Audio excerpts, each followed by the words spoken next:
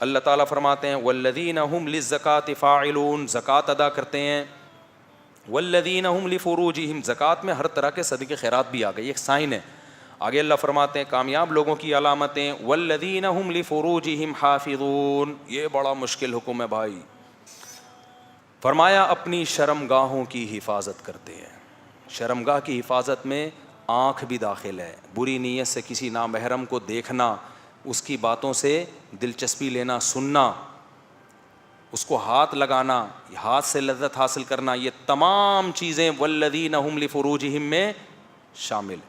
اسلام میں اور سیکولرزم میں فرق یہ ہے کہ سیکولرزم سب کچھ حلال کرتا ہے. تبھی آپ کو پتہ ہے گوروں میں شادی شدہ آدمی اگر کہیں زنا کر لینا تو بیوی کو کچھ جرمانہ دینا پڑتا ہے اس کو کہ بیگم کو اس نے ایکچولی کیا پہنچائی ہے، تکلیف. اور بیوی کر لے تو 50 روپے جرمانہ دے گی اپنے شوہر کو.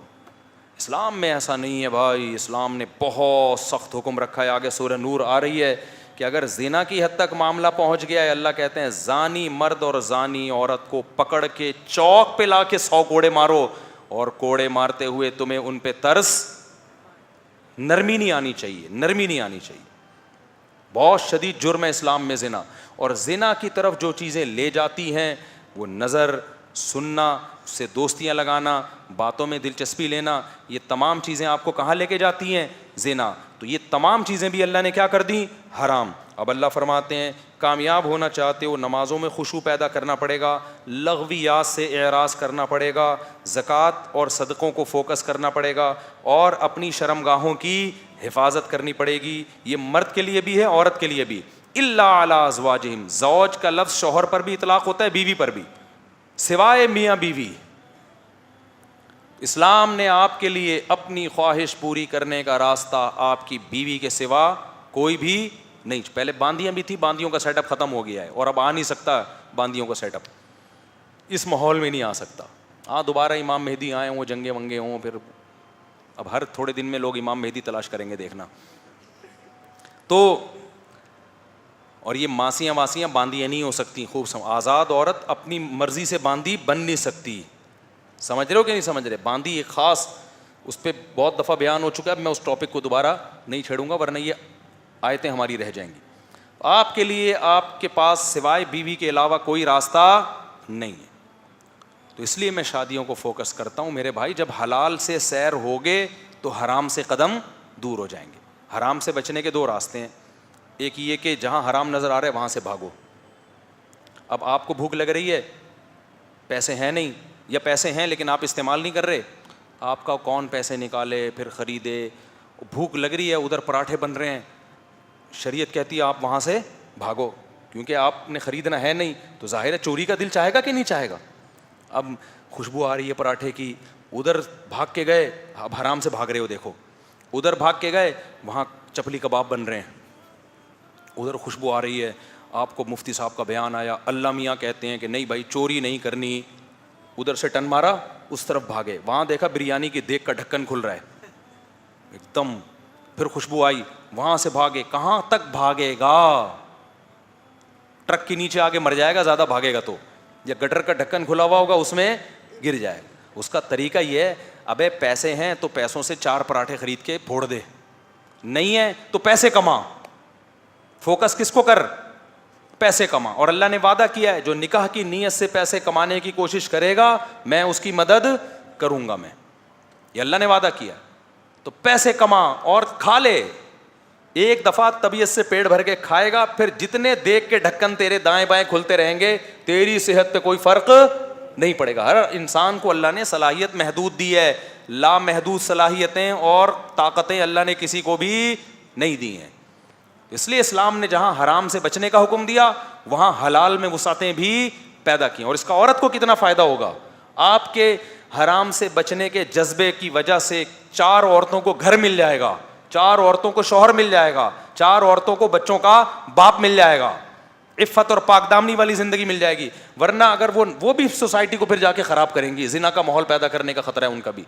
تو اس لیے اسلام کی طرف آ جاؤ میرے بھائی، دائیں بائیں جانے کی کوشش مت کرو. اللہ کو زنا بہت نفرت ہے اللہ کو، اور اللہ کو نکاح سے اتنی ہی محبت بھی ہے. اتنی محبت ہے اللہ کو. دیکھو اللہ پیغمبروں سے وہی کام کرواتے ہیں جو اللہ کو پسند ہوتا ہے. موسیٰ علیہ السلام نے 10 سال بکریاں چرائی ہیں بیوی کے حصول کے لیے. اس سے پتہ چلتا ہے موسیٰ کلیم اللہ کی نظر میں بیوی کی کیا ویلیو تھی.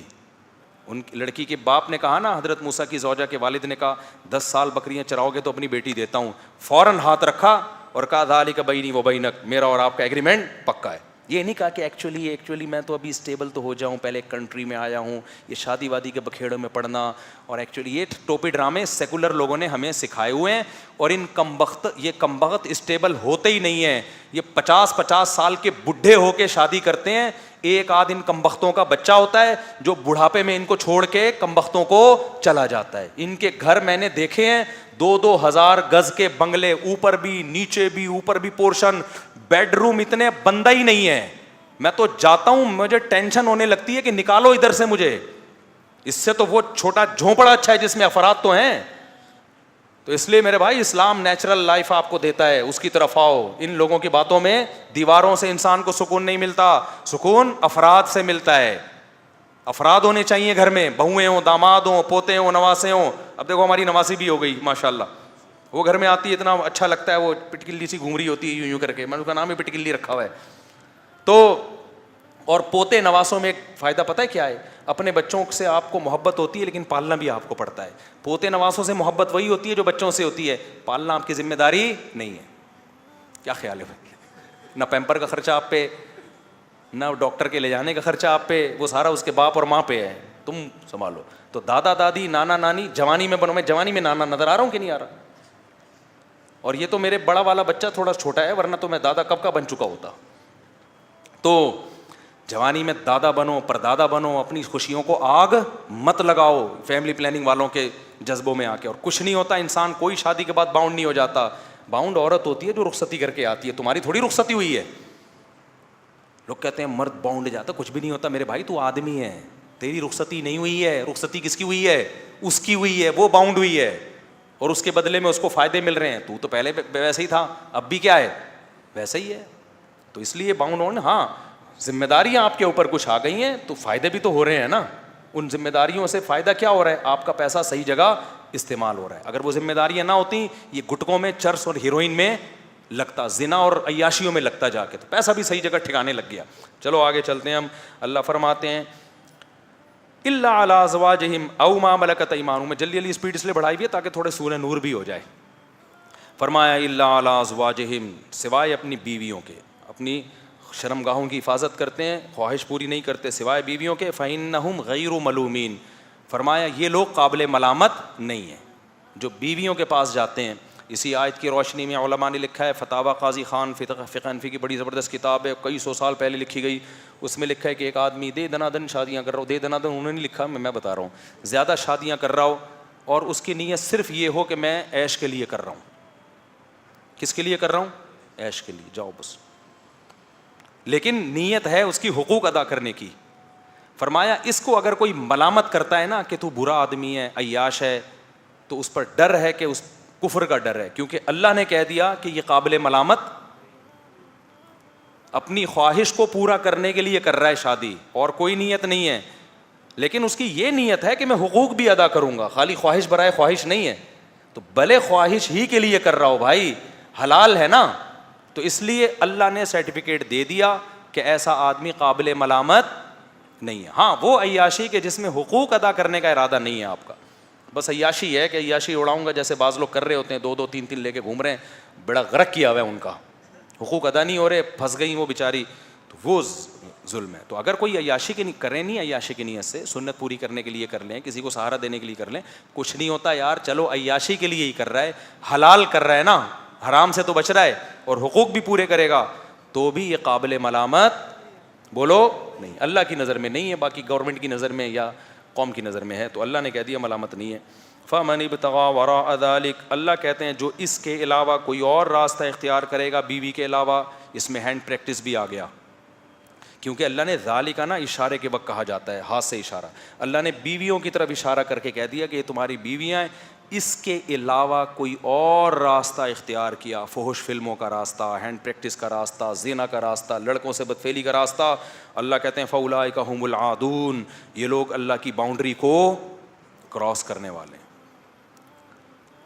اللہ نے ایک باؤنڈری لگائی ہوئی ہے انسان کے گرد، آپ گدھے گھوڑے بن کے اس باؤنڈری کو کراس نہیں کر سکتے۔ گرل فرینڈ بوائے فرینڈ کا کلچر سوسائٹی میں بہت پھیل رہا ہے، خوب سمجھ لو، گدھے گھوڑے میاں بیوی نہیں ہوتے، ان کے بھی فزیکل ریلیشن ہوتے ہیں، گرل فرینڈ بوائے فرینڈ کا بھی فزیکل ریلیشن ہوتا ہے، وہ میاں بیوی نہیں ہوتے۔ میں بار بار کہتا ہوں، جو ولاگ میں اپنی گرل فرینڈ کو لا رہا ہے، نیچے کمنٹس میں کیا کرو تو وہ کام کر رہا ہے جو گدھے اور گھوڑے کرتے ہیں۔ گدھے کا گدھی سے فزیکل ریلیشن ہوتا ہے، شادی نہیں ہوتی۔ گھوڑے کا گھوڑی سے فزیکل ریلیشن ہوتا ہے، شادی نہیں ہوتی۔ کچھ ٹائم وہ بھی اکٹھے گھوم بھی لیتے ہیں۔ آپ کہہ سکتے نہیں گرل فرینڈ تو لیونگ ریلیشن ہے، گدھے گھوڑی میں تو نہیں بھائی، ان کا بھی ہوتا ہے۔ آپ گدھے کو ذرا گدھی سے دور کرنے کی کوشش کرو، دو لتی آپ کے بھی ٹکا دے گا وہ، ان کا بھی کچھ وقت تک ریلیشن۔ گھوڑا جو ہے نا گھوڑی کے ساتھ ہی کھڑا رہتا ہے، آپ ہٹاؤ تو صحیح، وہ مارے گا آپ کو، چماٹ مارے گا، اتنا ریلیشن تو ان کا بھی ہوتا ہے۔ انسان میں اور گدھے گھوڑے میں فرق یہ کہ انسان میں میاں بیوی ہوتے ہیں، گدھے گھوڑوں میں میاں بیوی نہیں ہوتے۔ تو کوئی ولاگر اپنی گرل فرینڈ کو گھما رہا ہے نا، تو بولا کرو کام انسان شکل سے انسان لگ رہا ہے، لیکن کام کون سے کر رہا ہے؟ کتوں والا، گدھے اور گھوڑوں والا۔ اس کو برا بلا کہا کرو، اپریشیٹ نہ کیا کرو، اور بولو ہمارے کلچر کو تباہ و برباد مت کرو۔ تم سمجھتے ہو کہ نہیں سمجھتے؟ ہمارے کلچر کو، یہ گدھے گھوڑوں والا کلچر ہے، یہ یورپ ادھر جاؤ، ادھر جا کے یہ کیا کرو، ہمارے کلچر کو خراب مت کرو۔ لوگوں نے لکھا ہوتا ہے کیوٹ کیوٹ کپل اور ویری نائس، تو تم بھی اس گناہ میں برابر کے شریک ہو۔ سمجھتے ہو؟ صرف سوٹ ٹائی سے نہیں پتہ چلتا انسان کا، حرکتوں سے پتہ چلتا ہے کہ گدھے کو آپ سوٹ ٹائی پہنا دو تو یہ تھوڑی کہ وہ پڑھا لکھا آدمی بن